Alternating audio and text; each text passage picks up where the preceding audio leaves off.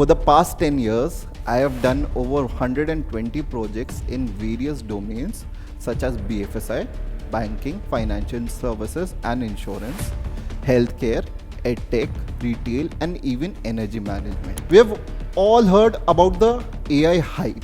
Let's understand the difference between a role and a title. There are only 5 roles in all of data science, but there are hundreds of titles. Finally, we have the GenAI engineer. They still do need to learn Python for data science. They need to learn about generative and agentic AI, and they need to learn vibe coding and AI programming. Good day, everyone. Today we are going to talk about your AI roadmap. Before we talk about that, let me introduce myself.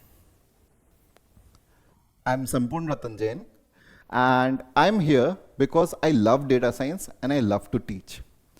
Over the past 10 years, I have done over 120 projects in various domains such as BFSI, banking, financial services and insurance, healthcare, edtech, retail and even energy management.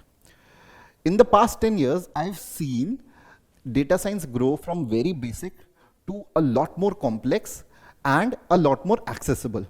But what has remained the same is the approach to solving problems. Now, how do you build this approach? Well, you have to have a roadmap to build some sort of experience, right? That is what we are going to talk about today, right? So, we have all heard about the AI hype, right? And I just wanted to state that AI is here to stay. It is not hype, it is not unbelievable, but it is going to stay and it is going to improve and it is going to be embedded much more into our lives. So some quotes from prominent CEOs, right? Elon Musk said that probably none of us will have a job. Then founder of Stability AI, he said that there will be no programmers in 5 years from now. Finally, the CEO of Anthropic, he said that I think we will be there in 3 to 6 months where AI is doing 90% of the work, and then in 12 months, we may be in a world where all of code is being written by AI. But you know what? What is my favorite quote, and I feel what is the most important quote, is this one by the CEO of NVIDIA, the founder of NVIDIA. You're not going to lose your job to an AI, but you're going to lose your job to somebody who uses AI, right? I have some statistics as well, a reality check for you. 36%, that is the growth rate that is described for the data science, the salaries of data science folks, right? 87% of organizations are still working on integrating GenAI into their organizations. Finally, 97.4K, that is the US dollar salary of a junior data scientist, an entry-level personnel. Okay. So finally, your roadmap. Well, before we, again, going on a tangent, but before we talk about a roadmap, let's understand the difference between a role and a title. There are only 5 roles in all of data science, but there are hundreds of titles. With that said, let's look at some roles and their roadmap. First is a Python developer.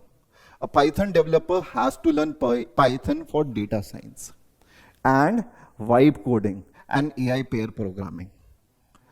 Everybody needs to learn AI pair programming and vibe coding, irrespective of the role or title. Next, a data analyst. A data analyst has to learn Python for data science, data analytics and business intelligence. They need to know about the business domains as well. They still need to learn about vibe coding and AI pair programming, and they need to learn storytelling with data.